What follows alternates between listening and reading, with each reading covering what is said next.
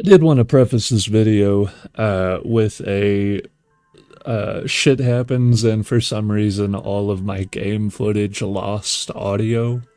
And I'm not going to go re record the whole thing for you to just listen to gunshots in the background. So I'm sorry about that. Alright, into the video.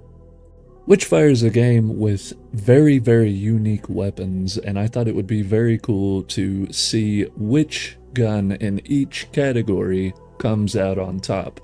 And so today we're going to look at the revolvers. Now, as of the moment, we only have two, being the Hangfire and the Hunger, and both of these guns, especially when compared to one another, they're both very good.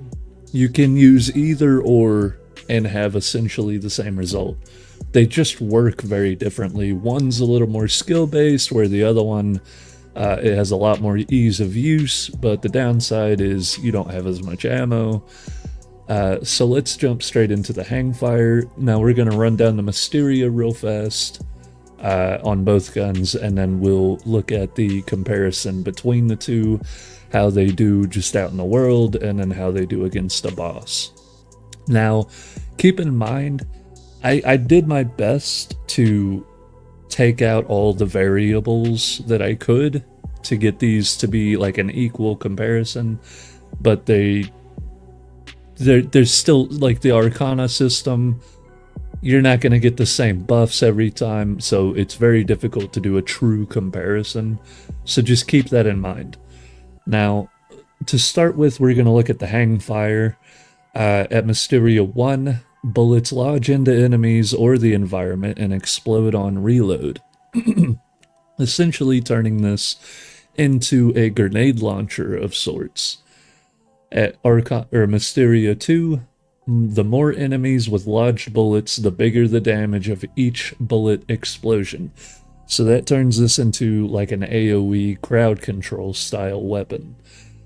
And then at Mysteria 3, bullet explosions burn enemies. Bullets lodged in the environment have significantly increased explosive range.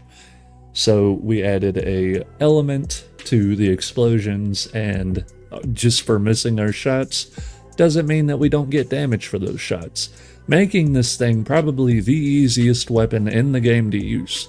You don't have to go for headshots. You don't even have to hit the enemy. You just have to hit somewhat close to the enemy. And that's really what the strength of this gun is it has insane damage, and it's just so easy to use. Now, to flip on over to the Hunger, this is a much more skill-based type weapon.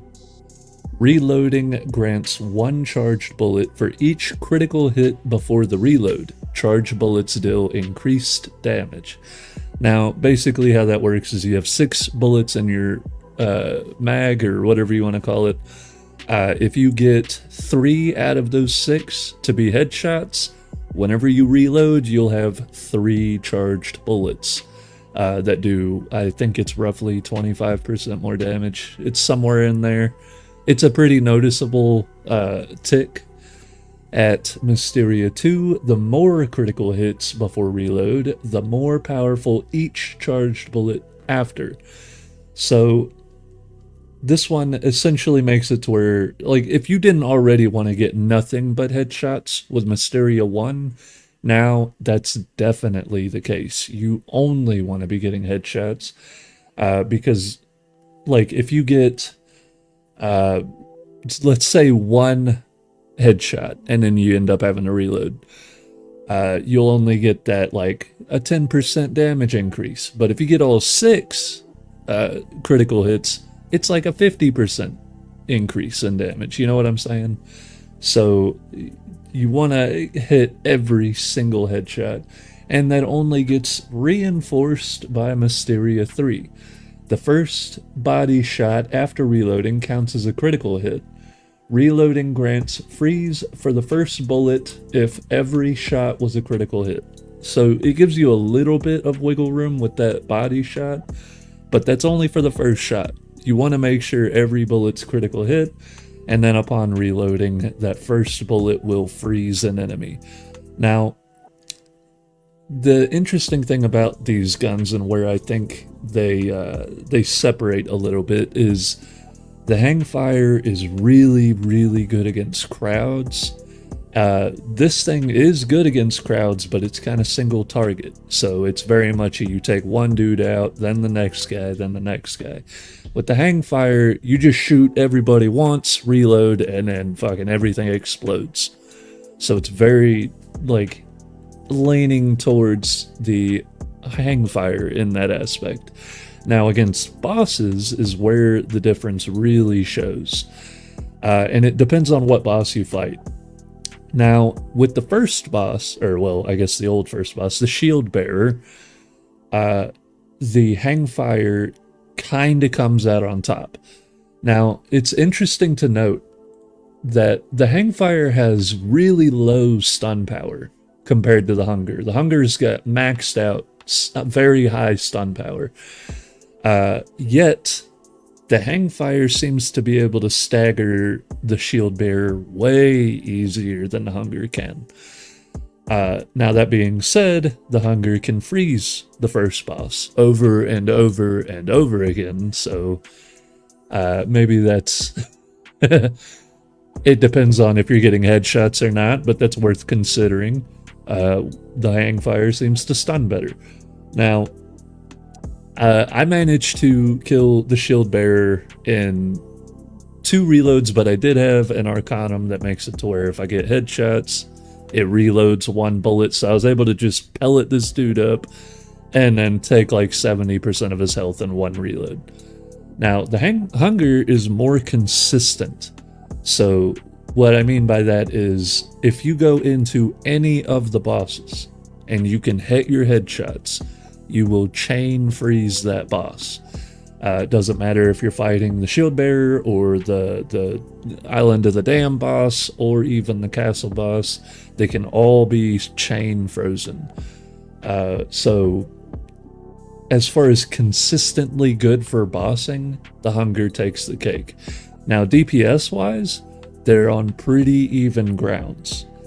The Hunger, it has super high base damage if you can hit those crits, and the Hangfire is as if you were shooting 2 bullets all the time, because you shoot the bullet, it does damage, then it pops. So it's as if you have 12 bullets in a mag as opposed to 6, so they kind of even out. On top of that, the Hangfire does set Blaze, which is kind of a rend, so against any enemy that's on fire, your bullets will start hitting harder against them. So, just all in all, I'd have to say the one that comes out on top is the Hangfire, and that it simply just boils down to you don't have to rely on getting headshots. You just have to shoot the damn thing. The Hunger it does come out on top if and only if you hit every headshot, or at least every critical hit. If you're missing, this thing is just not that great. Like, if you can never get that freeze shot, if you can never get a full set of charged bullets, you may want to switch over to the Hangfire because it's just simply better at that point.